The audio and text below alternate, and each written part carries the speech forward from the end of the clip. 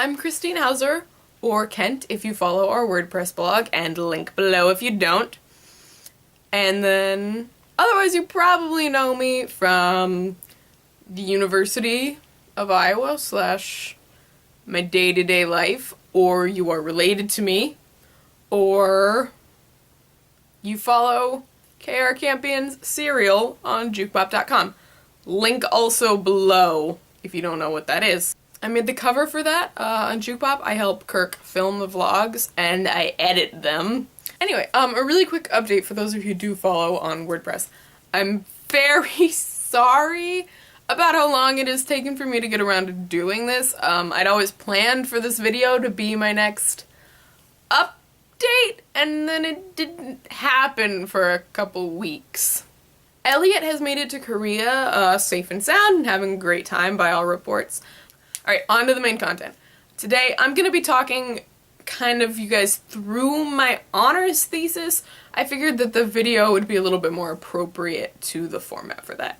And I'm doing this because I keep alluding to my thesis and I haven't properly explained it, and it is going to be really important in my life in the next few months.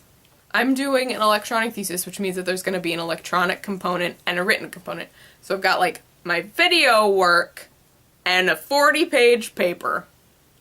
The video is going to be actually 2 videos, one of which is a direct adaptation, as accurate as I can get involving costuming and the language and like taking lines directly from the poem of my source material, which is a poem, The Wedding of Sir Gawain and Dame Ragnell.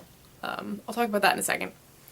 And then the other one is going to be a modern adaptation of that poem and, you know, bring it up to hopefully involving kind of some vlog aspects to kind of reflect the current YouTube vlog classic literature thingy that's happening right now. And, you know, American university students, because that is what I have the most access to as well in regards to filming stuff.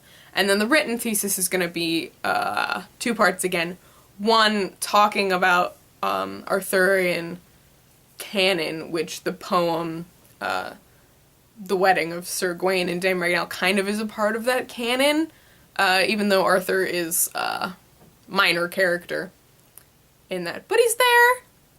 And then the second half of my written thesis is going to talk about like film adaptation in general, and why this visual element to written work kind of does, especially with works like Arthurian canon, so it's going to tie together a little bit, where the source material is really old, or is like, say, Pride and Prejudice, where it's very, very popular and has many adaptations.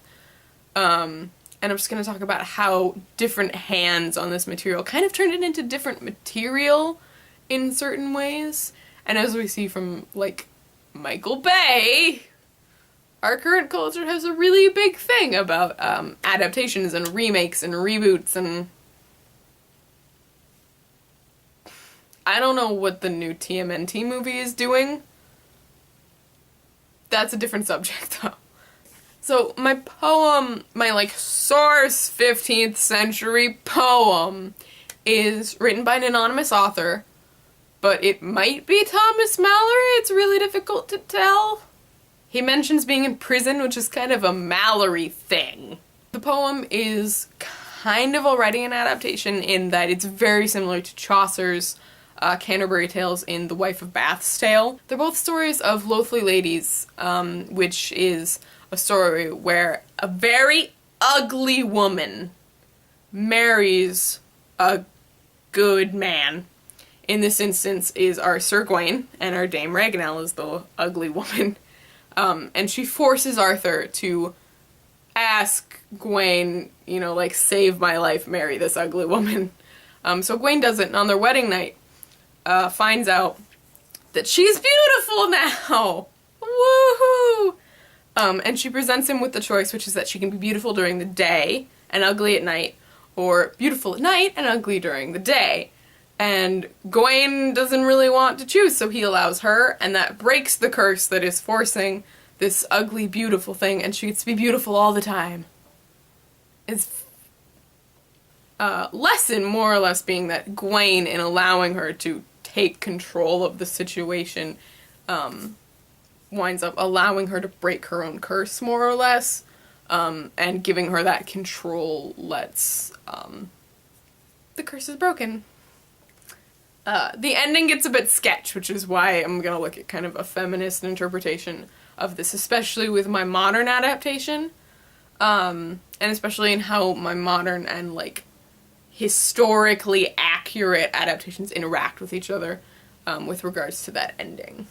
If this sounds familiar, it is probably because Shrek is an inverse Loathly Lady tale, in that Fiona starts out beautiful and then you find out that she's kind of beautiful ugly by day-night, and in the end, you know, she and Shrek are both ogres together and go off to the swamp, and she more or less gets control of her own life.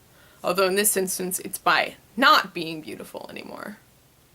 Howl's Moving Castle is also an adaptation of this, and I'm probably going to focus any analysis that I do of that on the Ghibli film, simply because my thesis, both parts are very visual based. Like for my King Arthur section, I'm focusing on film adaptations of King Arthur, which means that I am gonna rewatch the Keira Knightley movie, and I watched James Franco's Tristan and Isolde, which was... I'm going to be talking about a lot of different material, though I'm not going to spend a significant amount of time on anything, hopefully. But at the same time, I think it's really important, just kind of in what I want to do as a filmmaker as well, to kind of look at what this, like, focus on adaptation does. And again, like, Michael Bay! The Transformers TMNT thing. Anyway, yeah, that's really it. Hopefully this has all made sense. There's gonna be links to everything down in the description, and for whatever parts of this whole thing you don't know, you should definitely check out, especially Kirk's serial reconstruction.